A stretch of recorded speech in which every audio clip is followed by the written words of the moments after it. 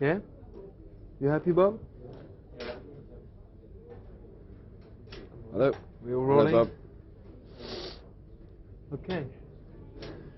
So, Sting, it's first thing I want to say is nice to have you back.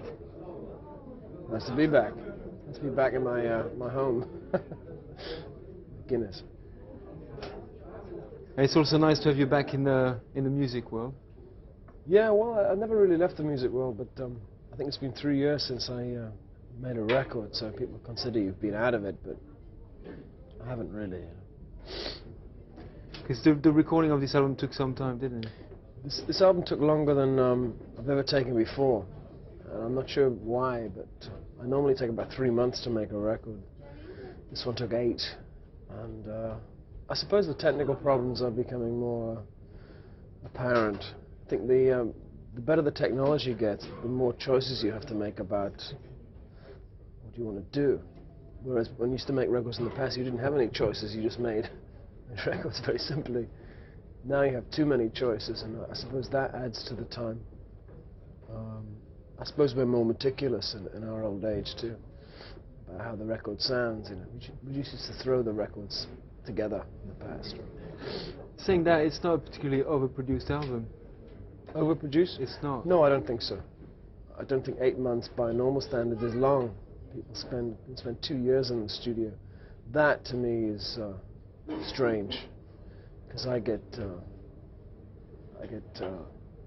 crazy. After 8 months, I just had to jump ship.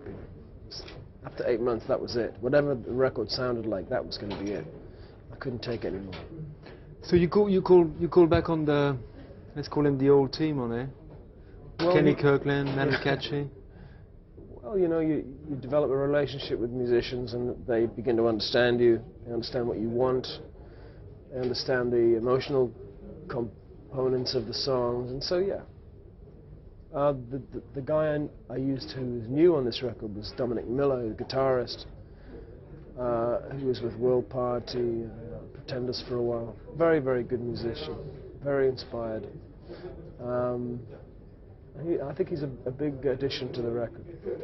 Yeah, there's a lot of guitars on there. Yeah, normally I don't put much guitar on the record, but Dominic was so good that he kind of steered me that way. You know, when you've got a musician to write for, you tend to veer that way. So it's more of a guitar record. And then, well, Branford Marsalis is in the team too? Branford plays on a couple of tracks, but he's concentrating very much on his jazz career now, and so it's important that he does that, because that's what he is. He's a jazz musician. He's not a pop jazz, a pop saxophonist. So it's important that he does that. I mean, a bit on the side, how did that feel when, like, 5 years late after Blue Turtles, you got Wynton Marsalis on the cover of Time magazine? You know, all those guys, like, now, like, being accepted. How did you react? I think it's great. I mean, the fact is that family are an extraordinary musical family, you know, and steeped in both the tradition of jazz and also a very conservative musical education. Their father was a teacher, piano teacher. Their father taught Harry Connick to play the piano, and all the children play instruments, all the sons. So they're an extraordinary bunch, and I'm glad to have been associated with them. I find them very stimulating people. Q sound, just a few words for people who don't know what that is. Q sound is a recent invention that is quite subtle, but I think it's very effective, where you have an ordinary domestic set of speakers in front of you, and the way we mixed it with this Q sound thing, the sound seems to be coming at you from the side as well as the front, so it's a kind of cinerama of sound. It works in that we put echoes and things into Q sound, so the whole stereo picture is that much wider. There are ways of using it in a more extreme fashion, so it sounds like a train going through your head, but that's a bit of a gimmick for me. I didn't want to do that. I think you get tired of that easily. So we used it to make the sound a little wider and a little richer. I think it works. Is that the first album recorded with that technique? It's the first new album recorded. I think Madonna's album, her Greatest Hits album, was remixed with Q sound, but I haven't heard that yet. So. And this time there was no Sunny Islands recording. No, we recorded in Paris, and then we recorded it in Italy, mainly because the World Cup was happening in Italy at the time, and I felt it very important to be in Italy. Watched every game, became a complete soccer hooligan, and actually the album could have been about football quite easily. I was doing another subject at the time. Yeah, let's talk about it a little bit, because is that an album there's a lot of songs related to Newcastle, directly or indirectly? A lot. I think in a way I was forced to return home, if you like, to look for inspiration. I hadn't written much at all since the last record, in fact nothing. I had a writer's block. I was totally confused as to why I couldn't do this, because how I make my living is to write songs. So in a way I had to sort of reassess my life and try and remember stuff from the very beginning. And I tried to remember the first image that I remember, and it's of a ship at the end of the street. Once I'd remembered that image and written it down, then the rest of the words just came out. They flowed out very quickly. And the album almost wrote itself, but it seems to be about my father. It seems to be about my hometown, where I've come from. So I think it's probably the most personal record I've ever made. Sounds like it. It's interesting because like when you got American artists, well, not like something like Lou Reed did New York, and that's accepted. You know, you can write about American towns, but it seems to be unglamorous somewhere. Like people don't write about their towns in England. Well, actually, I'm lucky in that I come from quite a romantic place. You know, Newcastle still has an air of romance about it, an air of history and character. I think there are certain towns in England that you can't write about. I'm not going to mention any, but I think I'm lucky that I come from a place that still has a certain cachet, you know. Kudos. So that's the way you unlocked yourself then, it's going back to the early memory you could get. Well, I did analysis for a while, and I learned that if you have a problem in your head, if you're in this like rat trap, in a loop, you have to sort of step out of the loop and look at it in the wider picture. And I think looking at your life objectively and starting at the beginning and assessing the whole thing is a good way of unlocking what's trapped in there. Because I feel if you have writer's block, you have a writer's block for a reason. Either you have nothing to say, or that you have something to say and you're afraid to say it, or you're afraid to face it, afraid to deal with it. And the latter was true for me. I didn't really want to face the idea of writing about my father or writing about my home. I was scared to, and so nothing was coming out. I'd much rather write about dancing, you know, having a good time, but what came out was something else. I must say I was surprised. I mean, it's transparent in the songs, but I read a few write-ups on the album, and you come very openly about this is about my father who died. You know, and you say very it's public, and it's surprising because, well, that surprised me. I don't think my situation is unique in any sense. You know, everyone on the planet has a father.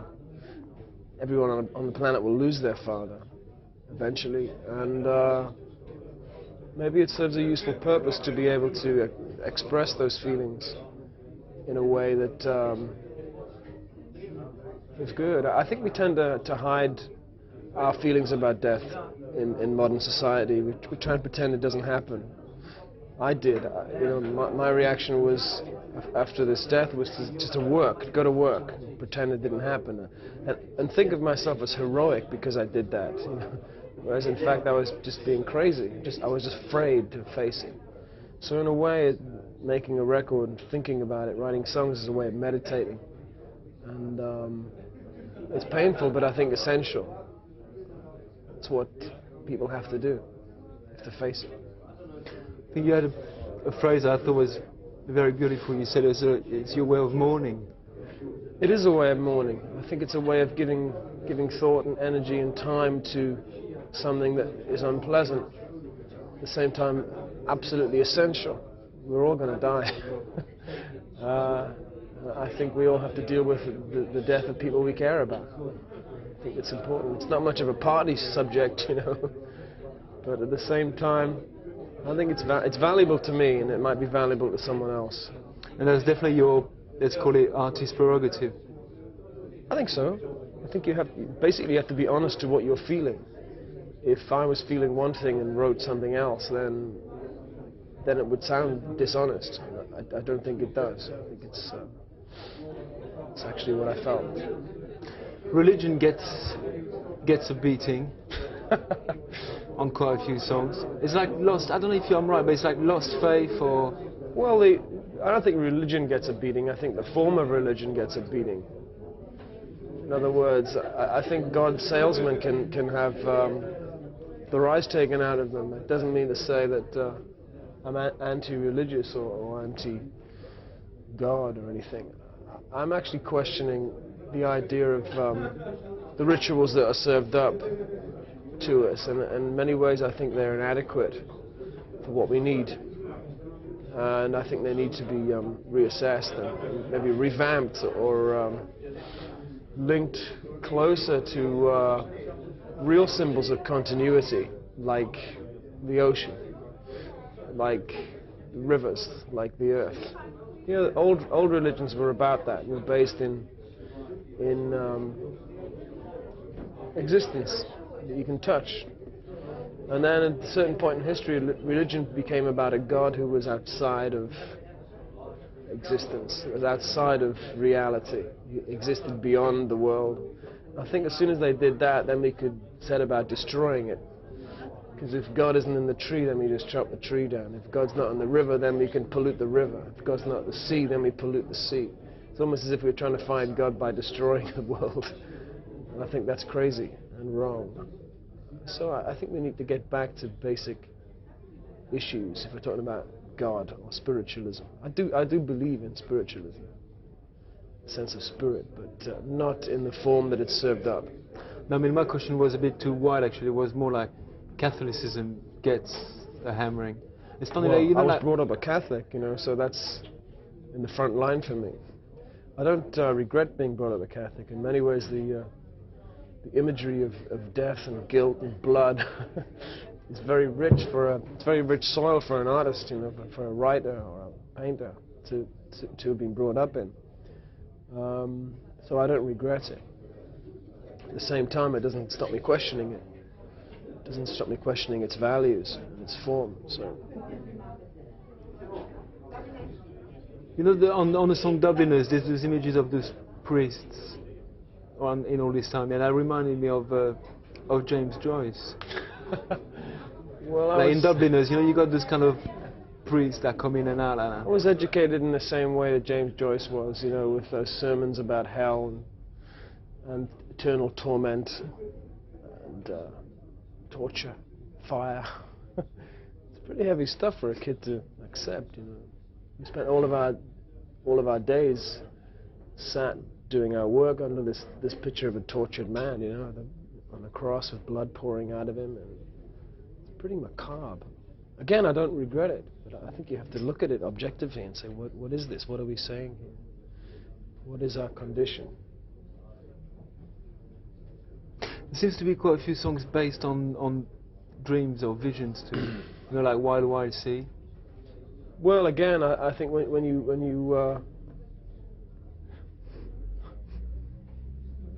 you investigate this territory, when you survey this territory, there's an awful lot of psychological images that come up. And I think dreams are important.